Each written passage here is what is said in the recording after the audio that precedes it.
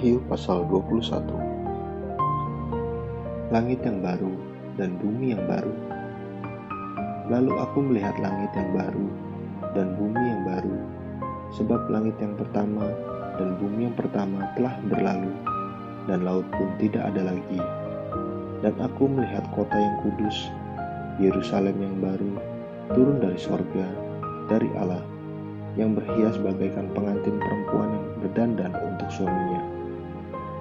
Lalu aku mendengar suara yang nyaring dari tahta itu berkata, "Lihatlah, kemah Allah ada di tengah-tengah manusia, dan ia akan diam bersama-sama dengan mereka. Mereka akan menjadi umatnya, dan ia akan menjadi Allah mereka.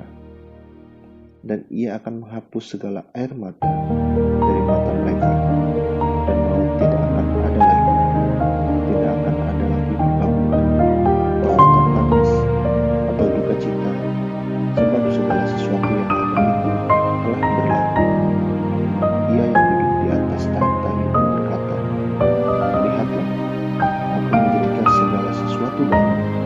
Dan firman-Nya, "Tulislah, karena segala perkataanku adalah tepat dan benar." Firman-Nya lagi kepadaku, "Semuanya telah terjadi. Aku adalah Alfa dan Omega, yang awal dan yang akhir. Orang yang haus akan minum, minum cuma-cuma dari mata air kehidupan. Barang siapa menang, ia akan memperoleh semuanya ini, dan aku akan menjadi Allahnya, dan ia akan menjadi anakku." Tetapi orang-orang penakut, orang-orang yang tidak percaya, orang-orang keji, orang-orang pembunuh, orang-orang sundal, tukang-tukang sihir, penyembah-penyembah berhala, dan semua pendusta, mereka akan mendapat bagian mereka di dalam lautan yang menyala-nyala oleh api dan belerang. Inilah kematian yang kedua. Yerusalem yang baru. Maka datanglah seorang dari ketujuh malaikat yang memegang ketujuh cawan, yang penuh dengan ketujuh malapetaka terakhir itu. Lalu ia berkata kepadaku, katanya, "Marilah ke sini, aku akan menunjukkan kepadamu pengantin perempuan, mempelai anak domba." Lalu di dalam roh ia membawa aku ke atas sebuah gunung yang besar lagi, tinggi, dan ia menunjukkan kepadaku kota yang kudus itu, Yerusalem, turun dari sorga, dari Allah. Kota itu penuh dengan kemuliaan Allah, dan cahayanya sama seperti permata yang paling indah, bagaikan permata yaspis, jernih seperti kristal. Dan temboknya besar lagi, tinggi, dan pintu gerbangnya 12 buah. Dan di atas pintu-pintu gerbang itu ada 12 malaikat, dan di atasnya tertulis nama ke-12 suku Israel. Di sebelah timur terdapat 3 pintu gerbang, dan di sebelah utara 3 pintu gerbang, dan di sebelah selatan 3 pintu gerbang, dan di sebelah barat 3 pintu gerbang. Dan tembok kota itu mempunyai 12 batu dasar, dan di atasnya tertulis ke-12 nama ke-12 rasul anak domba itu.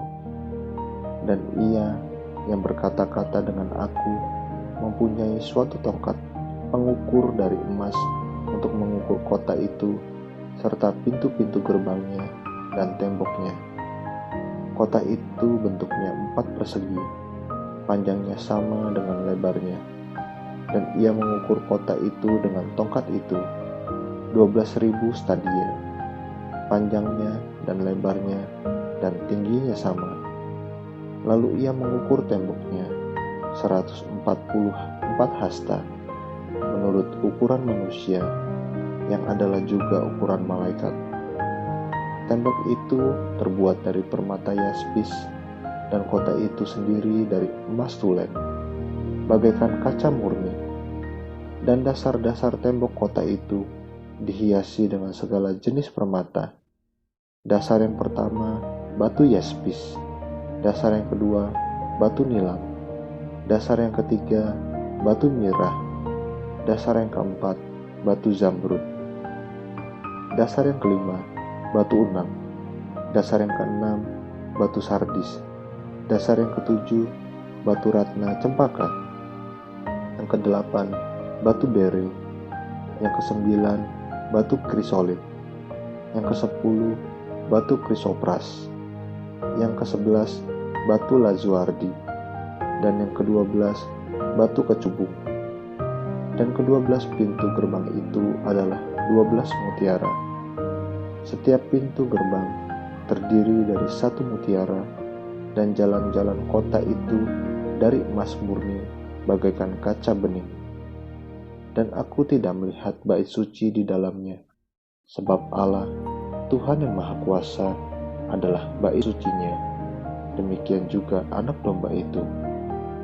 Dan kota itu tidak memerlukan matahari dan bulan untuk menyinarinya, sebab kemuliaan Allah meneranginya, dan anak domba itu adalah lampunya. Dan bangsa-bangsa akan berjalan di dalam cahayanya, dan raja-raja di bumi membawa kekayaan mereka kepadanya. Dan pintu-pintu gerbangnya tidak akan ditutup pada siang hari, sebab malam tidak akan ada lagi di sana. Dan kekayaan dan hormat bangsa-bangsa akan dibawa kepadanya, tetapi tidak akan masuk ke dalamnya sesuatu yang najis, atau orang yang melakukan kekejian atau dusta, tetapi hanya mereka yang namanya tertulis di dalam kitab kehidupan anak domba itu. Amin. Terus baca firman-Nya, renungkan dan lakukan dalam kehidupan kita. Tuhan Yesus memberkati.